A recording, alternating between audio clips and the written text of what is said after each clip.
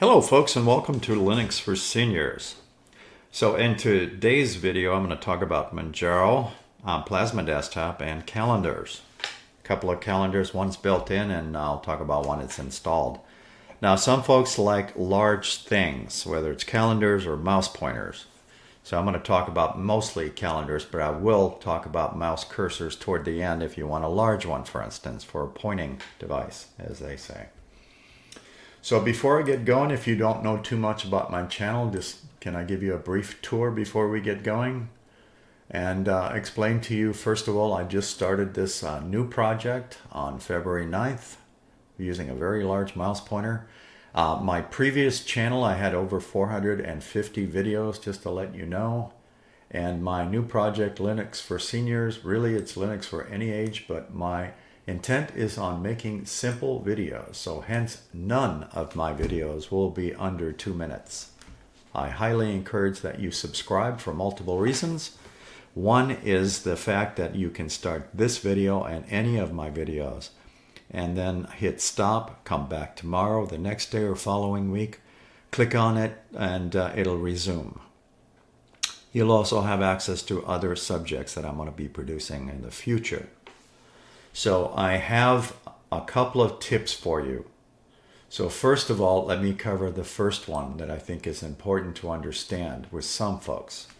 I recommend that you watch all my videos on a large screen if you have the capability of a large screen. Why is that? Because if you're using a smartphone or a mobile device, the screens are very small on those things. So sometimes these videos will look, too hard to read because I'm showing examples of text, for instance.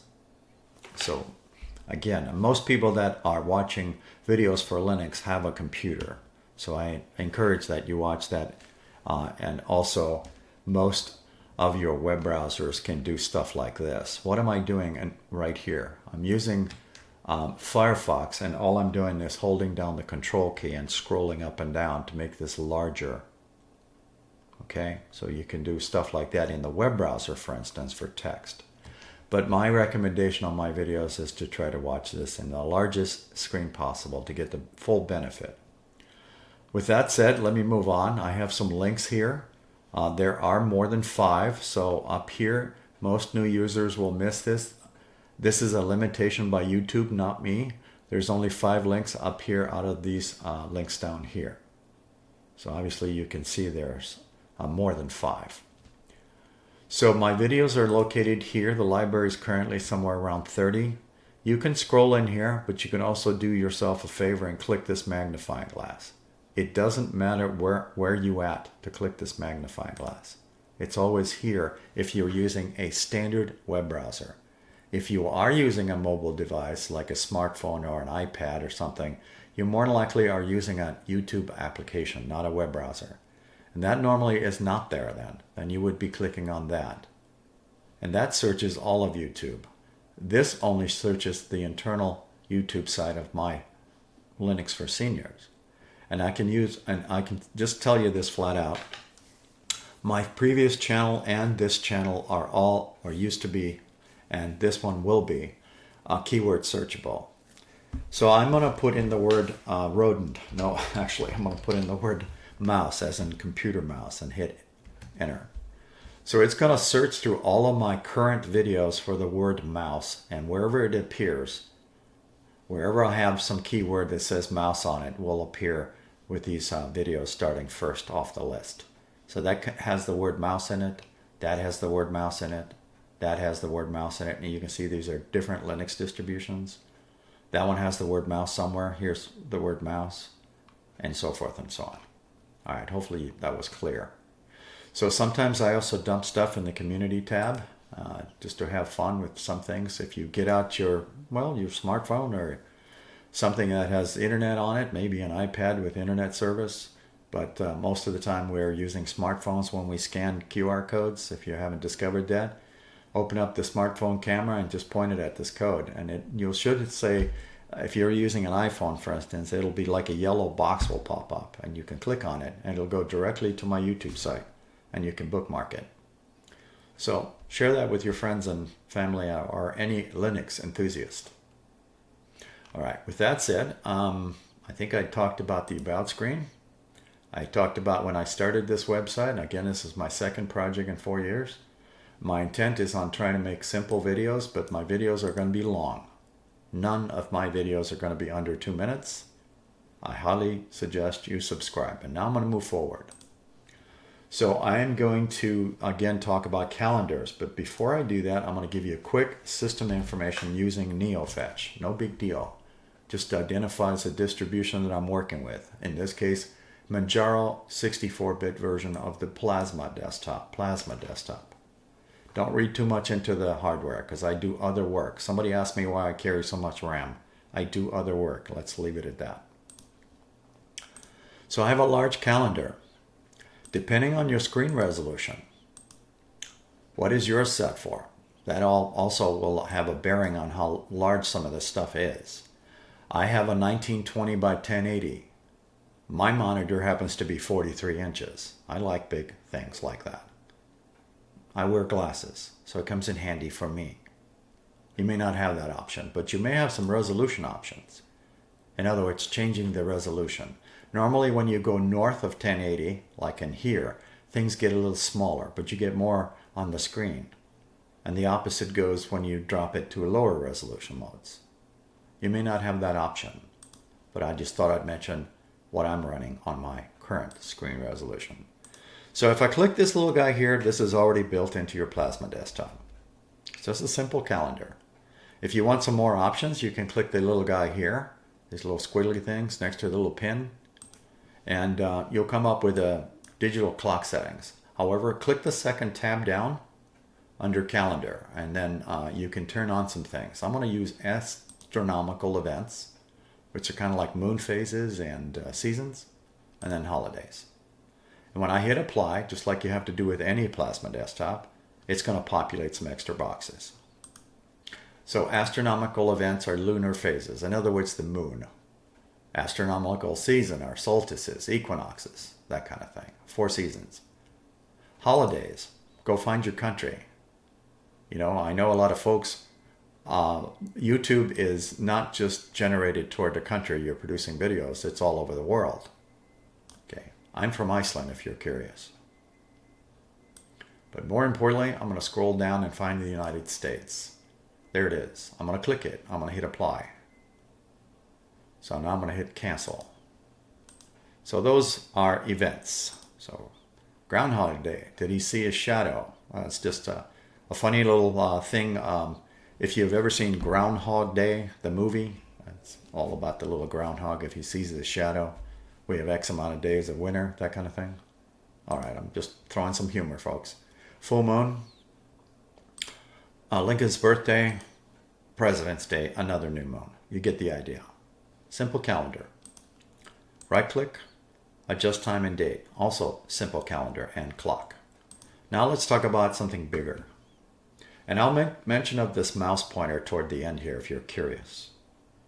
So I'm going to go to the application launcher menu for Manjaro, and I am going to, I actually made a shortcut to favorites after I installed this calendar.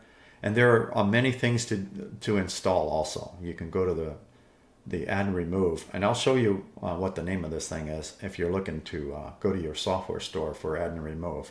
But I'm going to open this calendar nonetheless and show it to you. There are other calendars available to you, but I'm just going to show this one. And this calendar here, I call that the hamburger menu because it's got the anyway, somebody called that one time, and I like that. It kind of does look like the meat is in between the 3 lines. Anyways, GNOME Calendar. Let's move on. Again, there are many calendar programs out there. So starting over here to the left, the right, a little dyslexia there, is your close and resize buttons. There's also add events, and it does have a scroll bar, so you can do that. You can also click on these things to add events, and there's a search feature. Month and week, 2 different places, and then over to here you can also scroll through the months, and if you get lost in the weeds you can always click today. Not sure what day you'll be watching this, so maybe this will be March for you or whatever month. So anyways, it just highlights that, and if it's got a dot, that means there's an event. So I added some test events in here. The other thing I'm going to make mention very briefly is this weather thing. It is working for me. So I'm showing weather and automatic location services on. So I have 3 days of weather here. They're very small, but they're there nonetheless. So I'm going to point to that event that I actually placed in there just by clicking and populating the event box. So the test event is book or subscribe to Linux for seniors. I put down @ on YouTube, but what I meant was on YouTube, but I think you'll understand what I'm saying. So I have another timed event below. You can see the 1700 there to 1800. Just test. Bookmark LFS, Linux for seniors. Yeah, keep hinting on that, right? All right, here's just another event that I threw in there. Remember to schedule old change. Just be aware that it doesn't care if you misspell stuff. You know, it's just an event. All right, so you can do a lot of things with this large calendar if you're just looking for something simple. Okay, so I think I covered that pretty well. It's a simple calendar to use, and now I'm going to close it. Where do you get it? So let's go to Add and Remove Software. And as we know, we can do a search. So GNOME Calendar. Again, there's lots of other calendars if you just do your searches. But if you wanted this specific one, it's GNOME Calendar. You can see the trash can. That means it's installed. So there it is. And here's the screenshots for it. So install that if you want that calendar. Now you noticed how large my mouse pointer is, right? I'm sure you've been not observing that, right? How can you miss it? Let me talk about that briefly here.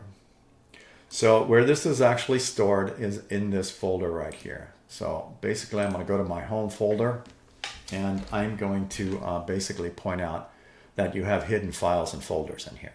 You can click the hamburger menu on this one and show hidden files, or use Control-H. So this folder here, the system installed this one, and I installed that one manually. Normally when I do my mouse pointers, I create that folder manually, and then I dump a bunch of mouse themes automatically in there, and I do them in bulk. But when I do mine, this is, I call it easy maintenance, meaning I can delete these rather quickly. So let me first dump the trash if there's something in there, and I'm going to empty that because I redid this video. And I'm going to go back to my .icons folder for a second. Then I'm going to open up settings and point out to where all that stuff is stored and how you can put in new ones if you like, and resize pointers. So if you click the first thing at the very top of quick settings, it's called appearance. Scroll down to cursors. Some people call them mouse pointers. Cursors. So the ones that come installed by the system, I'm going to show you right now, but I'm going to pick the one from the system first before I do this. And then I'm going to hit apply. And I normally will say this a couple of times. If you change your mouse cursors or pointers, log out of your system. If not, reboot, because it'll have remnants of your old pointer until you do that in a lot of cases. You can see that I already hit apply with this one, but it's still holding the radioactive mouse pointer theme. So now I'm going to go in here with my mixed mouse pointer, as they call it, because I did not log out because I don't want to do that and terminate this video. And what I'm going to do is I'm going to set that to the trash can. Okay. So now you agree it's in my trash, I'm sure. It's no longer in my hidden files or folders. I have another one called icons. That is different than .icons. Wanted to point that out to you really quickly. Let me move this out of the way and click this. And I want you to notice this will disappear, and so will this. As soon as I back out of the screen and back in there. This is what I call a screen refresh. These are the mouse pointers that come with the system. The other ones I added manually. One I added through my way. Again, with Linux, there's many ways of doing things. The other one was used by this command here. Let me return that folder and hit restore. It sends it back to where it came from. In my home folder, .icons, all I need to do is do a refresh, and those mouse pointers are back online. Now I'm going to add one manually, but I'm going to switch back to my radioactive mouse pointer because it keeps on getting jumbled, right? Since I already did a login and log out with this pointer, it should hold. Okay, now I'm going to go get cursors. And I don't know what I'm going to pick yet, but I'll pick what's in front of me. I'm not even sure what it says punk on it. So what I want you to notice before I do this, though, I'm going to open this folder, and I want you to notice that it only has two things installed, this radioactive and a Seinors. That's this mouse pointer and the one I'm currently using. So I'm going to install this one, though. So I'm going to click this box and hit the install key. This is doing it through this Get New Cursors. All right, it says it's installed, so I'm going to close the box and then move this out of the way, and I want you to notice the folder just appeared out of nowhere. It's that one. So now I'm going to click in this box and let you see what it looks like. So you remember when I showed you the screen resolution? I'm in what screen resolution again? I'm in 1920 by 1080. This tiny mouse pointer will look very large when you're in this resolution mode. So don't always discount these mouse pointers as being too small because you're watching this on this video. It all depends on your screen resolution and how large these things are when they're fixed mouse pointers. Let me close that box. And of course it closed the other one, so I need to reopen that. Excuse me. See, it's holding my other mouse pointer. This is what I'm referring to because I didn't log out. All right, so I'm going to go back in here. So basically we are using this mouse pointer here, and it's obviously glitching out. So let me switch this one more time to that one, and now you get a reference. So that is punk, this one here. What I'm going to show you here is two methods of deleting any mouse theme that you manually installed. If you do it here, once you hit remove, it is gone. You don't have a recovery unless you go back and reinstall it. If you do it in here, you can actually recover from this. I'll show that now. So I'm going to use my other mouse pointer for this job because I'm going to delete that on purpose. So what I'm going to do is go back into my Dolphin file manager, into my .icons folder, and I'm going to basically right-click on punk and move it to trash. Then I'm going to click in here for a second and switch to something different because that does a screen refresh quickly. No more punk, right? It's gone. But it is in my trash can nonetheless. So what I'm going to do is restore it, go back in here and do another refresh, and you notice punk is back. Okay? Now, a lot of people will just use the trash can. Let me show you what happens when you do this. So you agree that folder is in here, right? So I'm going to delete this over here. Let me just resize this slightly so you can see it. Try to butt it up against here. Okay, so I'm going to use the trash can. And what it's going to do is it's going to remove the theme. Okay? And then I'm going to hit apply to get rid of it. It's gone. However, it is not in my trash can. I cannot recover from this like I did with the way I was doing it with the file manager. That's why I said there's multiple ways of doing it. So what would be my recourse here? Well, I would go to Get Cursor. Hopefully it left the last place and do another install, which I'm about to do. Do you see the benefit of just using the file manager for this job? I have different ways of doing things.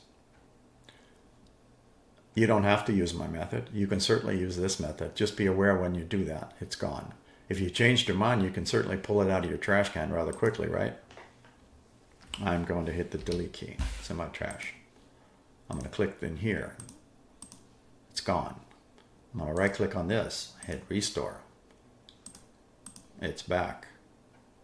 All right, too much information? Well, hopefully you found this information helpful. Let's put it that way. All right, so I'm going to leave it at that. And more importantly, I will say thank you so much for watching. Hopefully you have subscribed, and have a wonderful day.